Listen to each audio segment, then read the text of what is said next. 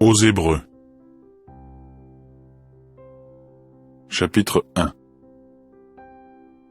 Dieu, qui autrefois a parlé à bien des reprises et de bien des manières à nos ancêtres par le moyen des prophètes, nous a parlé à la fin de ses jours par le moyen d'un Fils qu'il a établi héritier de toutes choses et par l'intermédiaire duquel il a fait les systèmes de choses.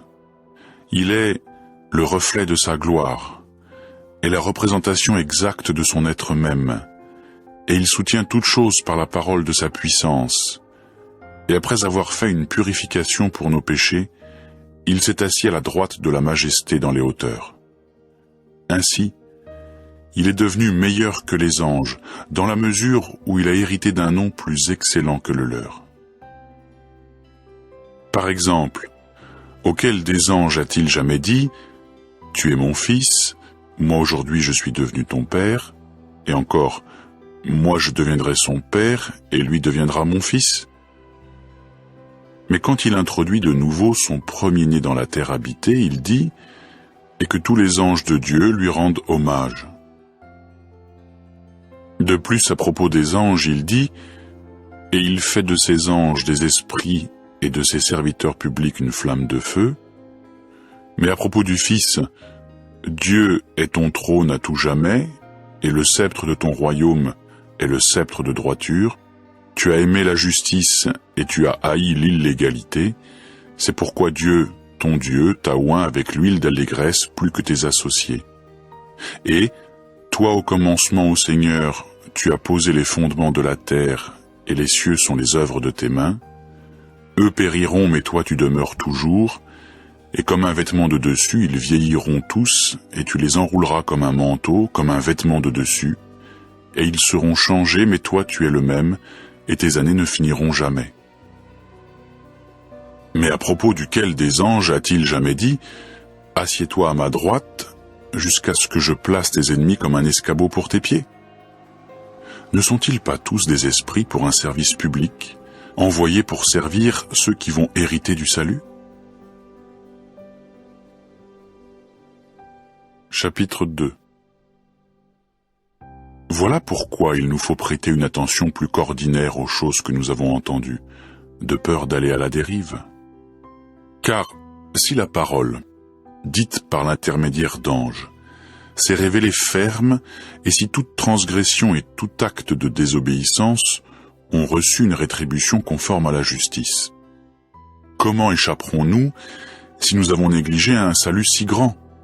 Du fait qu'il a commencé à être dit par l'intermédiaire de notre Seigneur et a été confirmé pour nous par ceux qui l'ont entendu, tandis que Dieu y ajoutait son témoignage par des signes, ainsi que par des présages, et diverses œuvres de puissance, et par des distributions d'Esprit Saint selon sa volonté. Car ce n'est pas à des anges qu'il a soumis la terre habitée à venir dont nous parlons. Mais un certain témoin en a donné la preuve quelque part en disant « Qu'est-ce que l'homme pour que tu penses à lui, ou le Fils de l'homme pour que tu t'occupes de lui ? Tu l'as abaissé quelque peu au-dessous des anges, de gloire et d'honneur tu l'as couronné, et tu l'as établi sur les œuvres de tes mains. Tu as soumis toutes choses sous ses pieds. » Car, du fait qu'il lui a soumis toutes choses, Dieu n'a rien laissé qui ne lui soit soumis. Or maintenant nous ne voyons pas encore que toute chose lui soit soumise, mais nous voyons Jésus, qui a été abaissé quelque peu au-dessous des anges, couronné de gloire et d'honneur, pour avoir souffert la mort, afin que par la faveur imméritée de Dieu, il goûte la mort pour tout homme. Car il convenait à celui pour qui sont toutes choses et grâce à qui sont toutes choses, en amenant beaucoup de fils à la gloire, de rendre parfait à travers des souffrances l'agent principal de leur salut. Car celui qui sanctifie, comme ceux qui sont en train d'être sanctifiés, sont tous issus d'un seul, et c'est pour ce motif qu'il n'a pas honte de les appeler frères, quand il dit « Je veux annoncer ton nom à mes frères, au milieu de la congrégation je veux te louer par des chants, Et encore, oui, je placerai ma confiance en lui. Et encore, voyez, moi et les petits-enfants que Jéhovah m'a donnés. Ainsi donc, puisque les petits-enfants ont en partage le sang et la chair, lui aussi, de la même façon, a eu part aux mêmes choses pour que grâce à sa mort, il puisse réduire à rien celui qui a le moyen de causer la mort, c'est-à-dire le diable, et pour qu'il puisse libérer tous ceux qui, par peur de la mort, étaient assujettis à l'esclavage pendant toute leur vie. Car vraiment, il n'aide pas du tout des anges, mais il aide la semence d'Abraham. En conséquence, il a dû devenir à tous égards semblable à ses frères, pour qu'il puisse devenir un grand prêtre miséricordieux et fidèle dans les choses qui concernent Dieu, afin d'offrir un sacrifice propitiatoire pour les péchés du peuple. Car, du fait qu'il a souffert lui-même quand il a été mis à l'épreuve, il peut venir au secours de ceux qui sont mis à l'épreuve. Chapitre 3. En conséquence, frères saints, participants de l'appel céleste, considérez l'apôtre et le grand prêtre que nous confessons, Jésus. Il a été fidèle à celui qui l'a fait tel, comme Moïse le fut également dans toute la maison de celui-là, car le second est jugé digne de plus de gloire que Moïse, dans la mesure où celui qui l'a construit a plus d'honneur que la maison.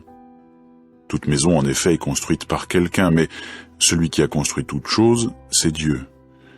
Et Moïse, comme serviteur, a été fidèle dans toute la maison de celui-là, en témoignage des choses qui devaient être dites plus tard. Mais Christ a été fidèle comme fils sur la maison de celui-là. Nous sommes la maison de celui-là si nous retenons ferme jusqu'à la fin notre franchise et les raisons que nous avons de nous glorifier de l'espérance.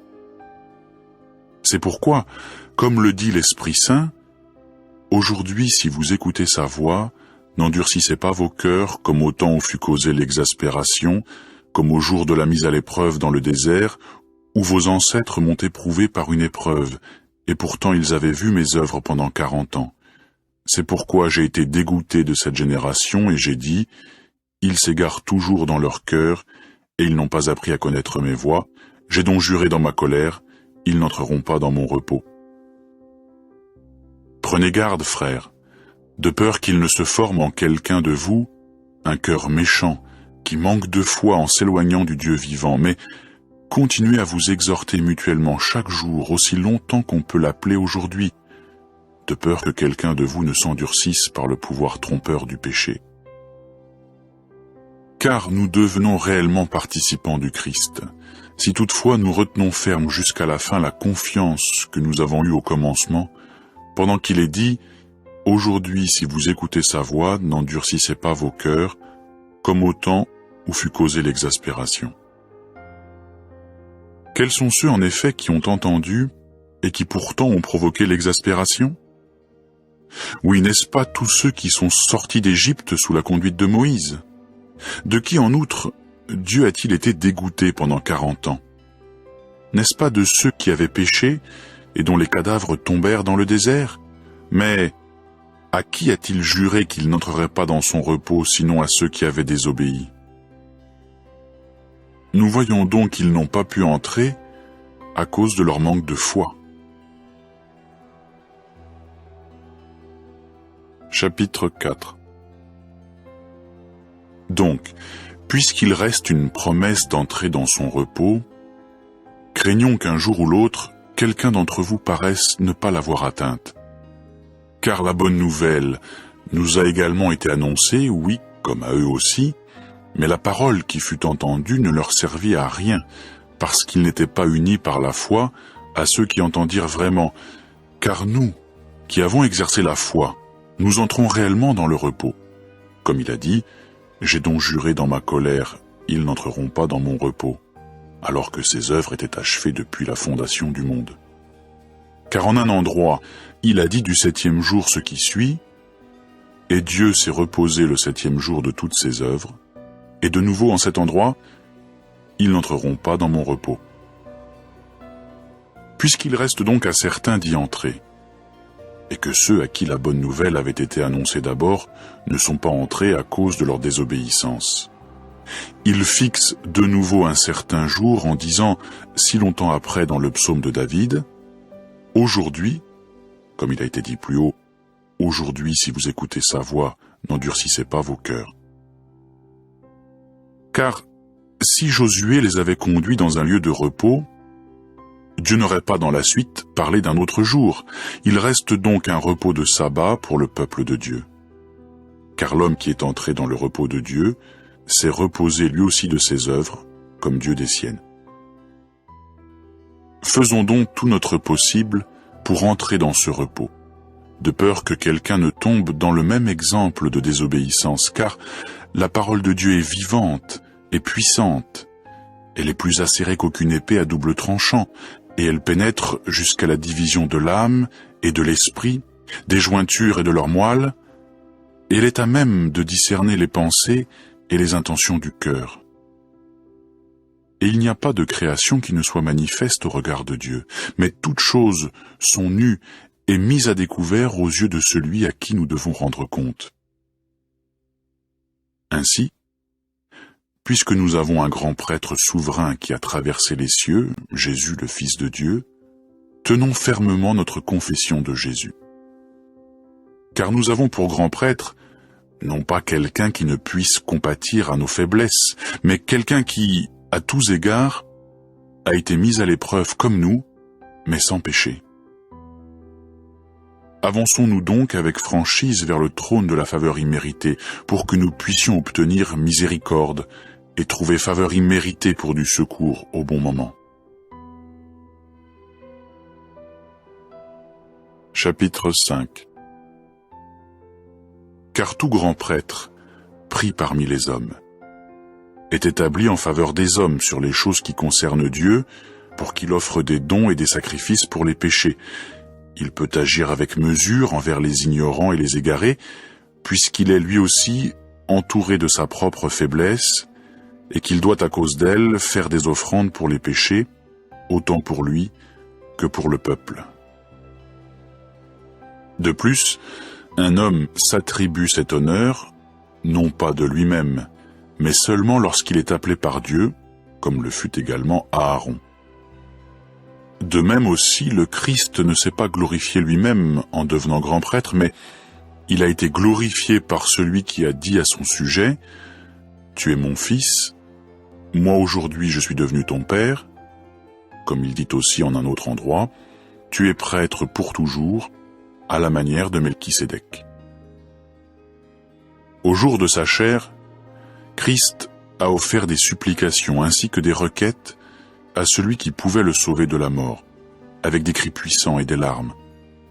Et il a été entendu favorablement pour sa crainte de Dieu. Bien qu'il fût fils, il a appris l'obéissance de par les choses qu'il a subies. Et après avoir été rendu parfait, il est devenu cause de salut éternel pour tous ceux qui lui obéissent, parce qu'il a été expressément appelé par Dieu, grand prêtre à la manière de Melchisédek. À son sujet, nous avons beaucoup à dire, et des choses difficiles à expliquer puisque vous êtes devenus durs d'oreille. En effet, alors que vous devriez être des enseignants, compte tenu du temps, vous avez de nouveau besoin que quelqu'un vous enseigne depuis le commencement les choses élémentaires des déclarations sacrées de Dieu. Et vous en êtes arrivé au point d'avoir besoin de lait, non de nourriture solide. Car tout homme qui a part au lait ne connaît pas la parole de justice, car c'est un tout petit. Mais la nourriture solide est pour les hommes mûrs, pour ceux qui par l'usage ont les facultés de perception exercées à distinguer et le bien et le mal. Chapitre 6. C'est pourquoi, maintenant que nous avons laissé la doctrine fondamentale concernant le Christ, portons-nous vers la maturité sans poser de nouveau un fondement, repentance des œuvres mortes et foi envers Dieu, enseignement sur les baptêmes et imposition des mains, résurrection des morts et jugement éternel. Et c'est ce que nous allons faire, si toutefois Dieu le permet. Il est impossible, en effet, quant à ceux qui ont été éclairés une fois pour toutes, qui ont goûté le don gratuit céleste, qui sont devenus participants de l'Esprit Saint, qui ont goûté la belle parole de Dieu et les puissances du système de choses qui vient, mais qui sont tombés, il est impossible de les faire revivre une nouvelle fois pour la repentance. Parce que pour leur part, ils attachent de nouveau le Fils de Dieu sur le poteau et l'exposent au déshonneur public. Par exemple, la terre, qui absorbe la pluie qui vient souvent sur elle, et qui produit alors une végétation utile à ceux pour qui elle est aussi cultivée, reçoit en retour une bénédiction de Dieu, mais si elle produit des épines et des chardons, elle est rejetée et près d'être maudite, et elle finit par être brûlée. Cependant, dans votre cas, bien-aimés, nous sommes convaincus de choses meilleures et de choses accompagnées du salut, bien que nous parlions de cette façon, car Dieu n'est pas injuste pour oublier votre œuvre et l'amour que vous avez montré pour son nom en ce que vous avez servi les saints et que vous continuez à les servir. Mais nous désirons que chacun de vous montre le même zèle pour avoir la pleine certitude de l'espérance jusqu'à la fin, afin que vous ne deveniez pas paresseux, mais que vous soyez des imitateurs de ceux qui, grâce à la foi et à la patience, héritent des promesses. Car lorsque Dieu a fait sa promesse à Abraham, puisqu'il ne pouvait pas jurer par quelqu'un de plus grand, il a juré par lui-même en disant « Oui, en bénissant je te bénirai, et en multipliant je te multiplierai. » Et c'est ainsi qu'après avoir fait preuve de patience, Abraham a obtenu cette promesse. Car les hommes jurent par celui qui est plus grand qu'eux, et leur serment est la fin de toute contestation, car c'est pour eux une garantie légale. De cette manière, Dieu, lorsqu'il s'est proposé de montrer plus abondamment aux héritiers de la promesse le caractère immuable de son conseil, est intervenu par un serment, afin que par deux choses immuables, dans lesquelles il est impossible que Dieu mente, nous qui nous sommes enfuis dans le refuge, nous ayons un puissant encouragement à saisir l'espérance qui est placée devant nous. Cette espérance, nous l'avons comme une ancre pour l'âme, à la fois sûre et ferme, et elle pénètre à l'intérieur du rideau, là où un précurseur est entré en notre faveur, Jésus, qui est devenu pour toujours grand prêtre à la manière de Melchisédek. Chapitre 7. Ce Melchisédek, en effet, roi de Salem, prêtre du Dieu Très-Haut, qui est allé à la rencontre d'Abraham, revenant de la tuerie des rois, et l'a béni, et à qui Abraham a attribué le 10e de toutes choses, est, tout d'abord, si l'on traduit, roi de justice. Et ensuite, il est aussi roi de Salem, c'est-à-dire roi de paix. Comme il est sans père, sans mère, sans généalogie, qu'il n'a ni commencement de jour, ni fin de vie, mais qu'il a été rendu semblable au Fils de Dieu, il demeure prêtre à perpétuité. Voyez donc comme il était grand cet homme, à qui Abraham, le chef de famille, a donné un 10e des butins les plus importants. C'est vrai, les hommes d'entre les fils de Lévi, qui reçoivent leur fonction de prêtre, ont ordre de percevoir des dîmes sur le peuple selon la loi, c'est-à-dire sur leurs frères, même si ceux-là sont issus des reins d'Abraham. Mais l'homme qui ne tirait pas généalogiquement son origine d'eux a prélevé des dîmes sur Abraham et a béni celui qui avait les promesses. Or, sans aucune contestation, le plus petit est béni par le plus grand, et dans le premier cas, ce sont des hommes mortels qui reçoivent des dîmes, mais dans le deuxième, c'est quelqu'un dont on atteste qu'il vit. Et si je peux m'exprimer ainsi, par l'intermédiaire d'Abraham, même Lévi, qui reçoit des dîmes, a payé des dîmes, car il était encore dans les reins de son ancêtre quand Melchisédek est allé à sa rencontre.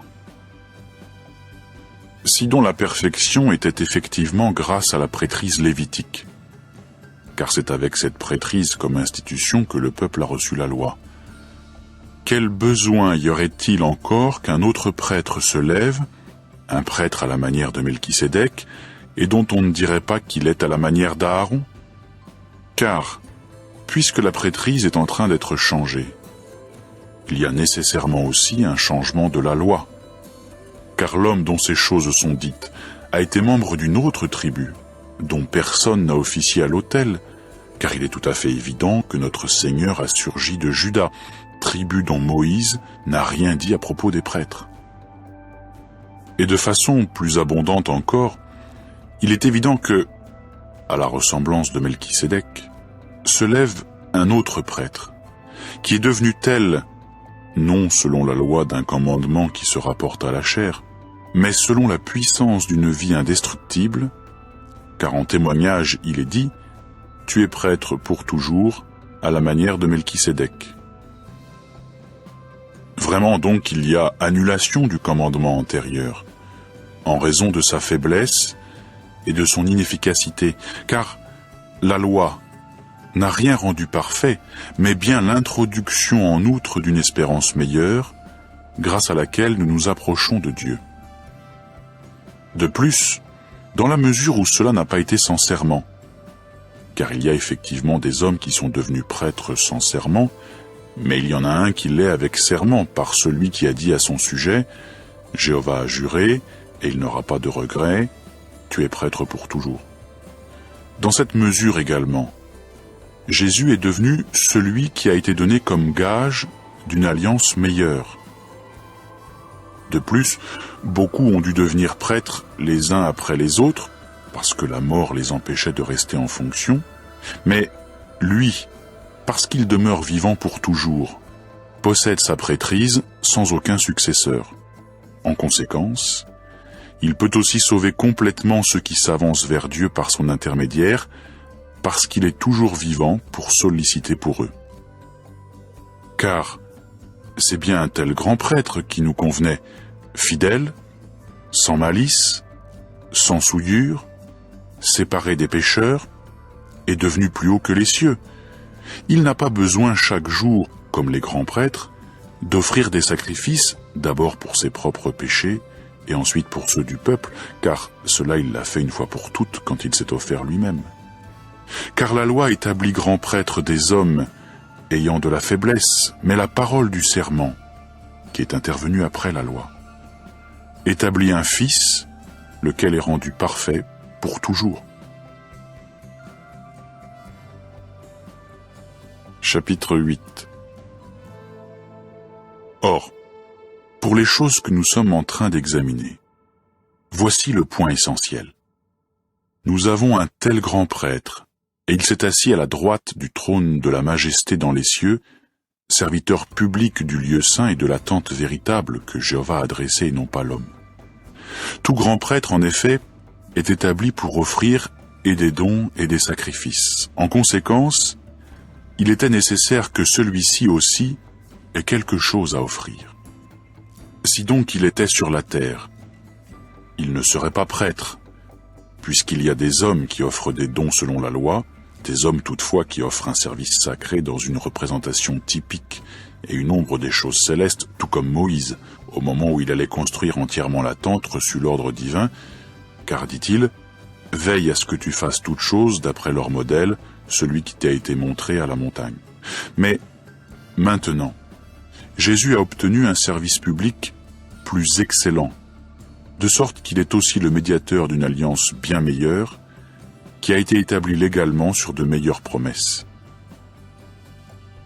Car, si cette première alliance avait été irréprochable, on n'aurait pas cherché place pour une deuxième, car c'est bien un reproche qu'il fait au peuple lorsqu'il dit « Voyez, des jours viennent, dit Jéhovah, et vraiment je conclurai avec la maison d'Israël et avec la maison de Juda une alliance nouvelle, non pas selon l'alliance que j'ai faite avec leurs ancêtres au jour où j'ai saisi leurs mains pour les faire sortir du pays d'Égypte, parce qu'ils ne sont pas demeurés dans mon alliance, de sorte que j'ai cessé de me soucier d'eux, dit Jéhovah. Car voici l'alliance que je contracterai avec la maison d'Israël après ces jours-là, dit Jéhovah, Oui, je mettrai mes lois dans leurs pensées, et dans leur cœur je les écrirai. Oui, je deviendrai leur Dieu, et eux deviendront mon peuple. Et en aucun cas ils n'enseigneront chacun son concitoyen, et chacun son frère, en disant « Connais Jéhovah », car tous me connaîtront du plus petit au plus grand d'entre eux, car je serai miséricordieux à l'égard de leurs actions injustes, et je ne me souviendrai absolument plus de leurs péchés. En disant « alliance nouvelle », il a rendu périmée l'ancienne. Or, ce qui devient périmé et qui vieillit est près de disparaître. Chapitre 9. Quant à elle donc, l'ancienne alliance avait des ordonnances de service sacré et son lieu saint terrestre, car on avait construit le premier compartiment de la tente, celui où se trouvait le porte-lampe, ainsi que la table et l'exposition des pains, et on l'appelle le lieu saint. Mais derrière le deuxième rideau se trouvait l'autre compartiment de la tente, celui qu'on appelle le très saint. Celui-ci avait un encensoir en or, et l'arche de l'alliance de toutes parts recouverte d'or, dans laquelle se trouvait la jarre d'or contenant la manne et le bâton d'Aaron qui avait bourgeonné, et les tablettes de l'alliance. Mais au-dessus de l'arche se trouvaient les chérubins glorieux couvrant de leur ombre le propitiatoire. Mais ce n'est pas le moment de parler de ces choses en détail. Ces choses ayant été construites de cette façon, les prêtres entrent en tout temps dans le premier compartiment de la tente pour accomplir les services sacrés. Mais dans le deuxième compartiment, seul le grand prêtre entre une fois par an, non sans le sang qu'il offre pour lui-même et pour les péchés d'ignorance du peuple. L'Esprit Saint montre par là que le chemin du lieu saint n'avait pas encore été manifesté tant que la première tente était debout. Cette tente, précisément, est un exemple pour le temps fixé qui maintenant est là, et selon cet exemple, on offre et des dons et des sacrifices. Ceux-ci, cependant, ne peuvent rendre parfait quant à sa conscience l'homme qui fait un service sacré, mais ils concernent seulement des aliments, des boissons et divers baptêmes. C'étaient là des exigences légales se rapportant à la chair, et elles furent imposées jusqu'au temps fixé pour remettre les choses en ordre. Cependant, lorsque Christ est venu, comme grand prêtre des bonnes choses qui sont arrivées par le moyen de l'attente plus grande et plus parfaite, non faite par des mains, c'est-à-dire qui n'est pas de cette création, il est entré, non pas avec le sang de bouc et de jeunes taureaux, mais avec son propre sang, une fois pour toutes dans le lieu saint, et a obtenu pour nous une délivrance éternelle. Car si le sang de bouc et de taureau et la cendre de génisse qu'on répand par aspersion sur ceux qui ont été souillés sanctifie au point de rendre la pureté de la chair, combien plus le sang du Christ, qui grâce à un esprit éternel s'est offert lui-même sans tache à Dieu, purifiera-t-il notre conscience des œuvres mortes pour que nous puissions offrir un service sacré au Dieu vivant? Voilà donc pourquoi il est médiateur d'une alliance nouvelle, afin que, parce qu'une mort a eu lieu pour leur libération par rançon des transgressions commises sous l'ancienne alliance, ceux qui ont été appelés puissent recevoir la promesse de l'héritage éternel. Car là où il y a alliance, il faut que la mort de l'homme faisant l'alliance soit fournie. Car une alliance n'est valide que sur des victimes mortes, puisqu'elle n'est jamais en vigueur tant que vit l'homme faisant l'alliance. En conséquence, l'ancienne alliance non plus n'a pas été inaugurée sans le sang, car lorsque Moïse eut énoncé à tout le peuple chaque commandement selon la loi, il prit le sang des jeunes taureaux et des boucs avec de l'eau et de la laine écarlate et de l'hysope, et aspergea le livre lui-même et tout le peuple en disant « Ceci est le sang de l'alliance que Dieu vous a imposé comme un ordre. » Et il aspergea également avec le sang la tente et tous les récipients du service public. Oui, presque toutes choses sont purifiées avec du sang, selon la loi, et il n'y a pas de pardon sans que du sang soit répandu. Il était donc nécessaire que les représentations typiques des choses qui sont dans les cieux soient purifiées par ces moyens, mais les choses célestes elles-mêmes avec des sacrifices qui sont meilleurs que ces sacrifices-là. Car Christ est entré non pas dans un lieu saint fait par des mains, qui est une copie de la réalité, mais dans le ciel même, pour paraître maintenant pour nous devant la personne de Dieu. Ce n'est pas non plus afin qu'il s'offre lui-même souvent, comme le grand prêtre en effet entre dans le lieu saint d'année en année avec du sang qui n'est pas le sien, autrement il aurait dû souffrir souvent depuis la fondation du monde. Mais maintenant il s'est manifesté une fois pour toutes, à l'achèvement des systèmes de choses, pour abolir le péché grâce au sacrifice de sa personne. Et comme il est réservé aux hommes de mourir une fois pour toutes, mais après cela un jugement, de même aussi le Christ a été offert une fois pour toutes, afin de porter les péchés de beaucoup. Et la deuxième fois qu'il apparaîtra, ce sera en dehors du péché, et à ceux qui l'attendent ardemment pour leur salut. Chapitre 10. En effet, puisque la loi possède une ombre des bonnes choses à venir, mais non la substance même des choses, les hommes ne peuvent jamais, avec les mêmes sacrifices que d'année en année ils offrent continuellement, rendre parfait ce qui s'approche. Autrement, n'aurait-on pas cessé d'offrir ces sacrifices parce que ceux qui font un service sacré et qui auraient été purifiés une fois pour toutes n'auraient plus aucune conscience de péché?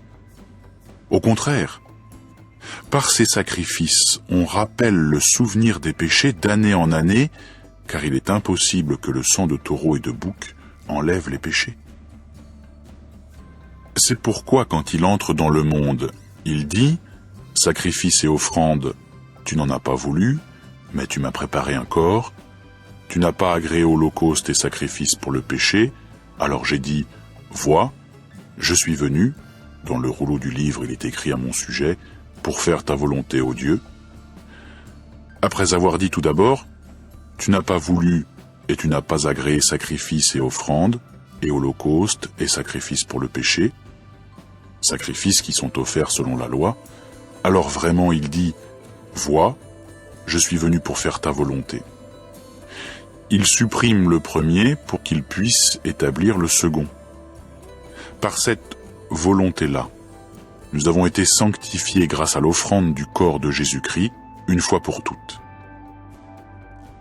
De plus, tout prêtre se rend à son poste jour après jour pour faire un service public et offrir souvent les mêmes sacrifices, car ceux-ci ne peuvent jamais enlever les péchés complètement. Mais cet homme a offert un seul sacrifice pour les péchés à perpétuité, et s'est assis à la droite de Dieu, attendant désormais jusqu'à ce que ses ennemis soient placés comme un escabeau pour ses pieds.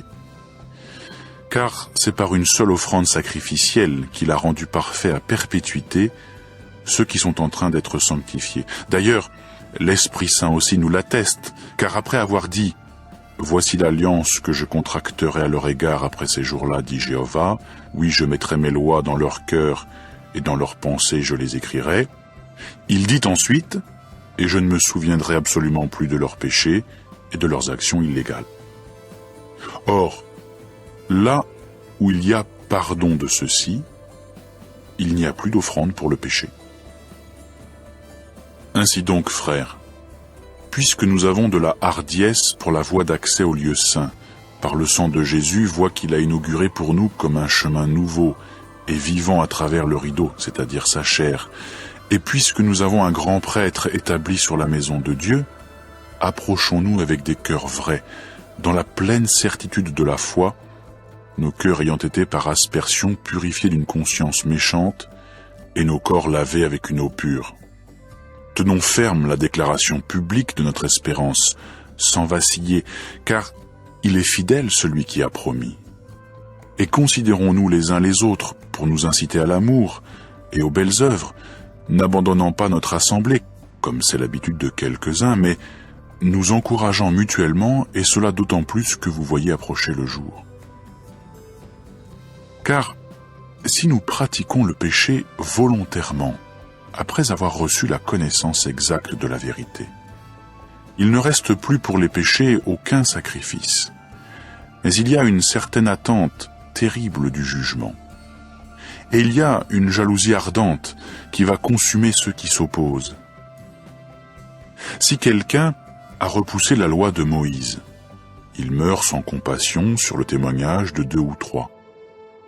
D'une punition combien plus sévère pensez-vous que sera jugé digne l'homme qui aura piétiné le Fils de Dieu et qui aura considéré comme une chose ordinaire le sang de l'alliance par lequel il a été sanctifié et qui aura outragé avec mépris l'esprit de la faveur imméritée? Car nous connaissons celui qui a dit « À moi la vengeance, c'est moi qui paierai de retour » et encore « Jéhovah jugera son peuple ». C'est une chose terrible que de tomber entre les mains du Dieu vivant. Cependant, rappelez-vous toujours les jours passés où, après avoir été éclairés, vous avez enduré un grand combat dans les souffrances. Tantôt, vous avez été exposés comme dans un théâtre aux opprobres et aux tribulations. Tantôt, vous vous êtes associés à ceux qui passaient par une telle expérience, car vous avez eu de la compassion pour ceux qui étaient en prison, et vous avez accepté avec joie le pillage de vos biens, sachant que vous avez, vous, une possession meilleure et durable. Ne rejetez donc pas votre franchise, laquelle obtient une grande récompense, car vous avez besoin d'endurance, afin que, après avoir fait la volonté de Dieu, vous receviez l'accomplissement de la promesse. Car, encore très peu de temps, et celui qui vient arrivera, et il ne tardera pas. Mais mon juste vivra en raison de la foi, et s'il recule, mon âme ne prend pas plaisir en lui. Or, nous ne sommes pas de ceux qui reculent pour la destruction, mais de ceux qui ont foi pour le maintien en vie de l'âme. Chapitre 11. La foi est l'attente assurée de choses qu'on espère. La démonstration évidente de réalités que pourtant on ne voit pas, c'est par le moyen de cette foi-là, en effet, qu'il a été rendu témoignage aux hommes d'autrefois. Par la foi, nous comprenons que les systèmes de choses ont été mis en ordre par la parole de Dieu, de sorte que ce qu'on voit est venu de choses qui ne paraissent pas. Par la foi, Abel a offert à Dieu un sacrifice de plus grande valeur que celui de Caïn. Foi grâce à laquelle témoignage lui a été rendu qu'il était juste, Dieu rendant témoignage au sujet de ses dons. Et grâce à elle, bien qu'il soit mort, il parle encore. Par la foi, Enoch a été transféré pour ne pas voir la mort, et on ne le trouvait nulle part, parce que Dieu l'avait transféré. Car avant son transfert, il avait le témoignage qu'il avait plu à Dieu. D'ailleurs, sans la foi, il est impossible de lui plaire, car celui qui s'avance vers Dieu doit croire qu'il est et qu'il devient celui qui récompense ceux qui le cherchent réellement. Par la foi, Noé, après avoir été divinement averti de choses qu'on ne voyait pas encore, a montré une crainte de Dieu et a construit une arche pour sauver sa maisonnée. Et grâce à cette foi, il a condamné le monde et il est devenu héritier de la justice qui est selon la foi. Par la foi, Abraham, lorsqu'il a été appelé, a obéi en sortant vers un lieu qu'il devait recevoir en héritage. Et il est sorti, sans savoir où il allait. Par la foi, il a résidé en étranger dans la terre de la promesse, comme dans une terre étrangère, et il a habité sous des tentes avec Isaac et Jacob, les héritiers avec lui de la même promesse. Car il attendait la ville ayant des fondements véritables, ville dont Dieu est le bâtisseur et l'auteur. Par la foi aussi, Sarah elle-même a reçu le pouvoir de concevoir une semence, alors qu'elle avait passé l'âge, puisqu'elle a estimé fidèle celui qui avait promis. C'est pourquoi aussi d'un seul homme, et qui était pour ainsi dire mort, sont nés des enfants comme les étoiles du ciel en multitude, et comme les grains de sable qui sont au bord de la mer, innombrables.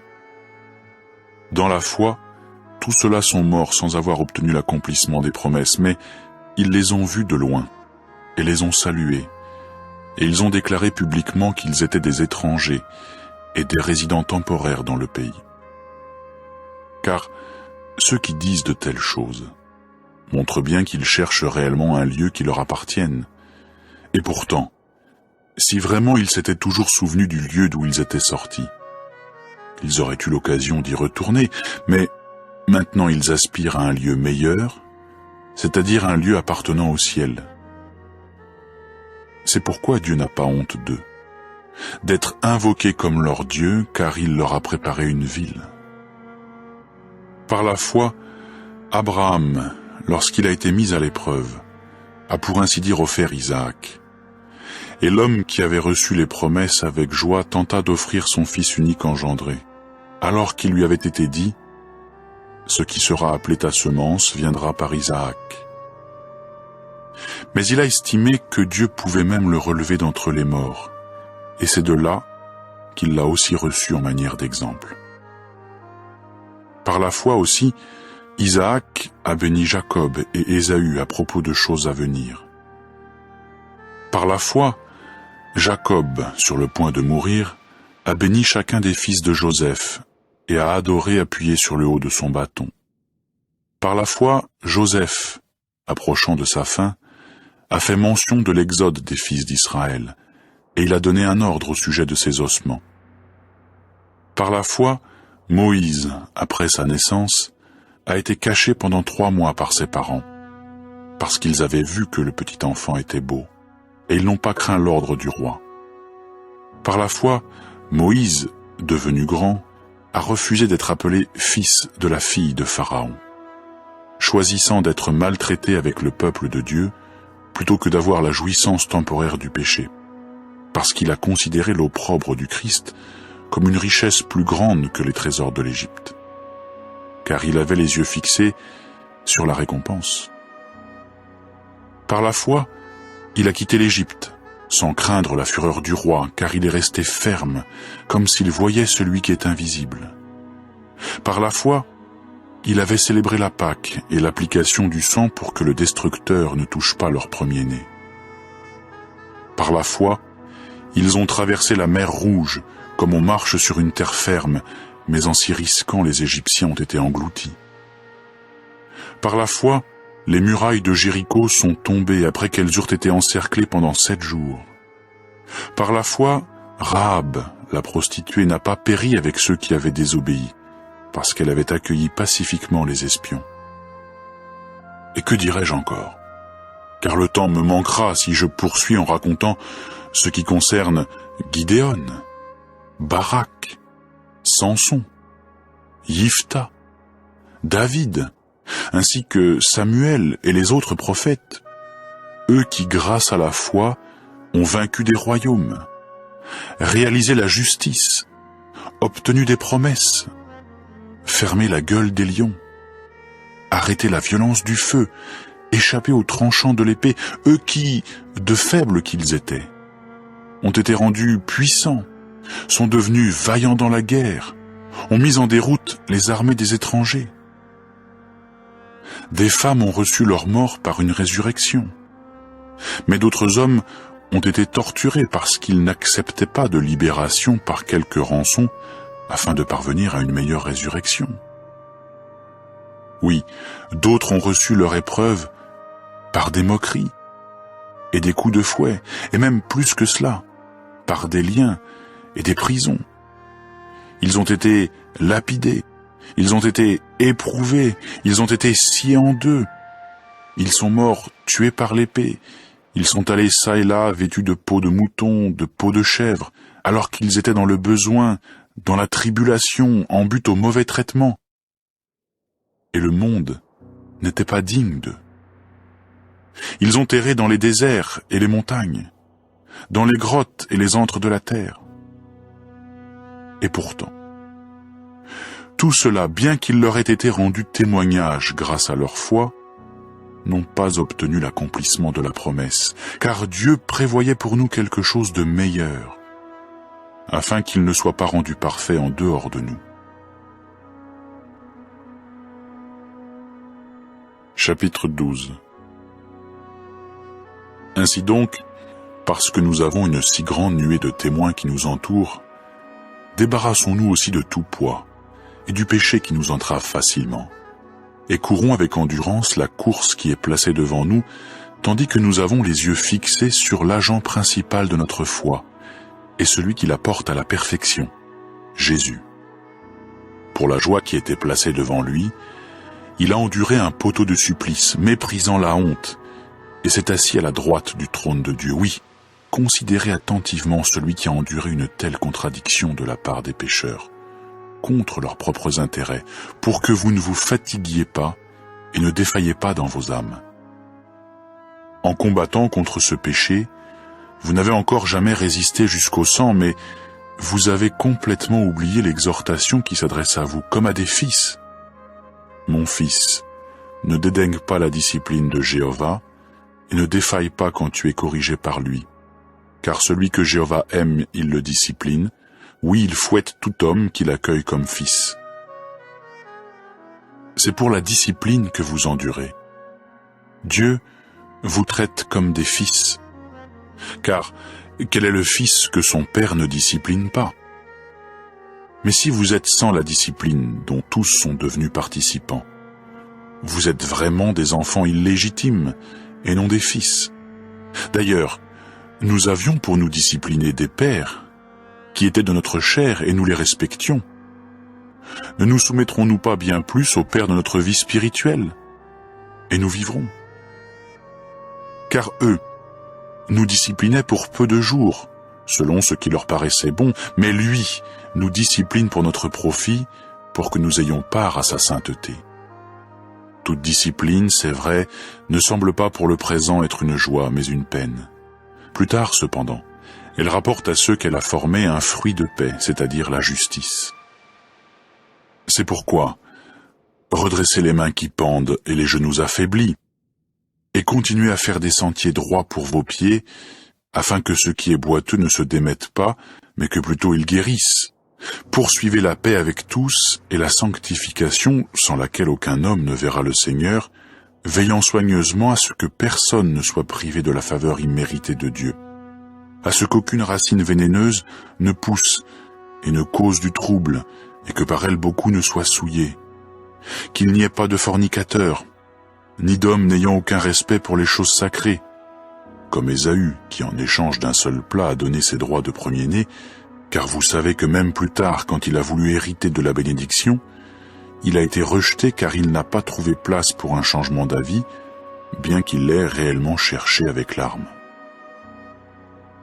Car vous ne vous êtes pas approchés de ce qui est palpable et qui a été embrasé par le feu, et d'un sombre nuage, et de ténèbres épaisses, et d'une tempête et d'une sonnerie de trompette, et d'une voix de parole. En entendant cette voix, le peuple a supplié que pas une parole ne soit ajoutée pour eux, car ils ne pouvaient pas supporter cet ordre, et si une bête touche la montagne, elle devra être lapidée. Cette manifestation, en outre, était si terrifiante que Moïse a dit « Je suis effrayé et tremblant ».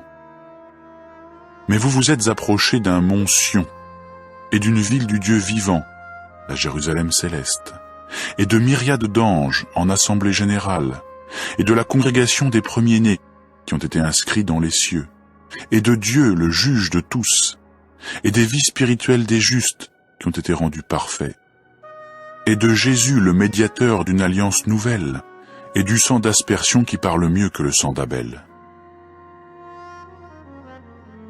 Veillez à ne pas repousser celui qui parle, car si ceux-là n'ont pas échappé, qui ont repoussé celui qui donnait sur la terre l'avertissement divin, bien plus n'échapperons-nous pas si nous nous détournons de celui qui parle des cieux. Sa voix a ébranlé alors la terre. Mais maintenant il a promis en disant, « Encore une fois, je secouerai non seulement la terre mais aussi le ciel. » Or, cette expression, « encore une fois », indique la suppression des choses qui sont ébranlées en tant que choses qui ont été faites, afin que demeurent les choses qui ne sont pas ébranlées. C'est pourquoi, puisque nous devons recevoir un royaume qui ne peut être ébranlé, continuons d'avoir de la faveur imméritée, faveur par laquelle nous pouvons offrir à Dieu un service sacré, d'une manière qui lui soit agréable, avec crainte de Dieu et effroi. Car notre Dieu est aussi un feu dévorant. Chapitre 13. Que votre amour fraternel demeure. N'oubliez pas l'hospitalité, car c'est grâce à elle que certains, sans le savoir, ont logé des anges. Pensez à ceux qui sont dans les liens, comme si vous étiez liés avec eux, et à ceux qui sont maltraités, puisque vous aussi vous êtes encore dans un corps. Que le mariage soit honorable chez tous, et que le lit conjugal soit sans souillure, car Dieu jugera fornicateurs et adultères. Que votre manière de vivre soit exempte d'amour de l'argent, tandis que vous vous contentez des choses présentes, car il a dit « Je ne te quitterai en aucune façon, ni ne t'abandonnerai en aucune façon », de sorte que nous pouvons avoir bon courage et dire « Jéhovah est mon aide, je n'aurai pas peur, que peut me faire l'homme ?» Souvenez-vous de ceux qui vous dirigent, qui vous ont dit la parole de Dieu, et tandis que vous considérez l'issue de leur conduite, imitez leur foi. Jésus-Christ est le même hier, aujourd'hui et pour toujours. Ne vous laissez pas emporter par des enseignements divers et étrangers, car c'est une excellente chose que le cœur soit affermi par la faveur imméritée, non par des aliments dont n'ont tiré aucun profit ceux qui s'y attachent. Nous avons un autel dont ceux qui font un service sacré à la tente n'ont pas le droit de manger. Car les corps des animaux dont le sang est porté dans le lieu saint par le grand prêtre pour le péché sont brûlés en dehors du camp. C'est pourquoi Jésus aussi, pour sanctifier le peuple par son propre sang, a souffert en dehors de la porte. Sortons donc vers lui en dehors du camp, portant l'opprobre qu'il a porté. Car nous n'avons pas ici de ville qui demeure, mais nous cherchons réellement celle qui est à venir. Par son intermédiaire, offrons toujours à Dieu un sacrifice de louange, c'est-à-dire le fruit de lèvres qui font une déclaration publique pour son nom. De plus, n'oubliez pas de faire le bien et de partager avec d'autres, car c'est à de tels sacrifices que Dieu prend plaisir. Obéissez à ceux qui vous dirigent, et soyez soumis, car ils veillent constamment sur vos âmes en hommes qui rendront compte, pour qu'ils le fassent avec joie, et non en soupirant, car cela vous serait préjudiciable. Priez pour nous, car nous avons la conviction d'avoir une conscience droite, étant donné que nous voulons nous conduire d'une manière droite en toutes choses. Mais je vous exhorte tout particulièrement à le faire pour que je vous sois rendu plus tôt. Or, que le Dieu de paix qui a fait remonter d'entre les morts le grand berger des brebis avec le sang d'une alliance éternelle, notre Seigneur Jésus, vous équipe de toutes bonnes choses pour faire sa volonté, accomplissant en nous par l'intermédiaire de Jésus-Christ ce qui est agréable à ses yeux, à qui soit la gloire à tout jamais. Amen. Or je vous exhorte, frères, à supporter cette parole d'encouragement, car je vous ai composé une lettre en peu de mots. Notez que notre frère Timothée a été relâché, avec qui, s'il vient assez tôt, je vous verrai. Adressez mes salutations à tous ceux qui vous dirigent et à tous les saints. Ceux d'Italie vous envoient leurs salutations. Que la faveur imméritée soit avec vous tous.